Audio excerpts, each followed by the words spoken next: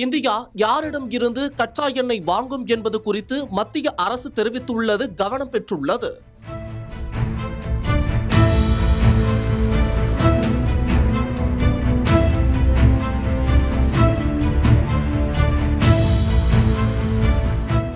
America India இடையே வர்த்தக ஒப்பந்தம் ஏற்பட்ட நிலையில் அதிபர் டிரம்ப் அதனை ட்ரூத் சோஷியல் சமூக வலைதளத்தில் அறிவித்தார். அதனை உறுதிப்படுத்தும் விதமாக பிரதமர் மோடியும் தனது எக்ஸ் பக்கத்தில் வரவேற்றிருந்தார். ஆனால் இந்தியாவுடனான அமெரிக்காவின் இந்த ஒப்பந்தத்தில் பல்வேறு சிக்கல் இருப்பதாக எதிர்க்கட்சியான காங்கிரஸ் கேள்வி எழுப்பியிருந்தது.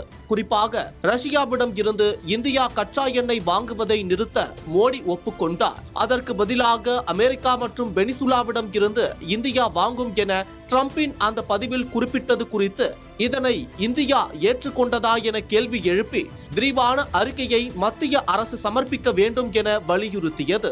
தற்போது வரை இந்தியா அமெரிக்கா இடையேயான வர்த்தக ஒப்பந்தம் குறித்து அரசு சார்பில் எந்த ஒரு விரிவான அறிக்கையும் வரவில்லை என்பது குறிப்பிடத்தக்கது.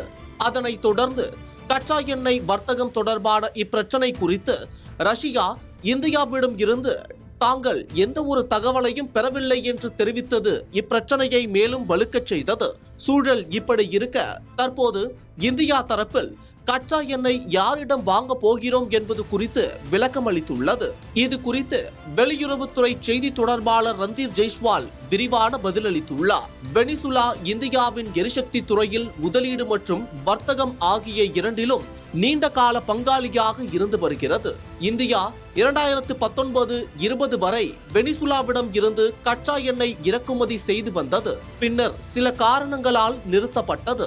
மீண்டும் 2023-24 தொடங்கப்பட்டாலும் அமெரிக்காவின் பொருளாதார தடைகளால் அது மீண்டும் பாதிக்கப்பட்டது. 140 கோடி இந்தியர்களின் எரிசக்தி பாதுகாப்பை உறுதி செய்வதே அரசின் முதன்மை நோக்கம். சந்தை நிலவரம் மற்றும் சர்வதேச மாற்றங்களுக்கு ஏற்ப எரிசக்தி ஆதாரங்களை மாற்றுவது இந்தியாவின் கொள்கையாகும்.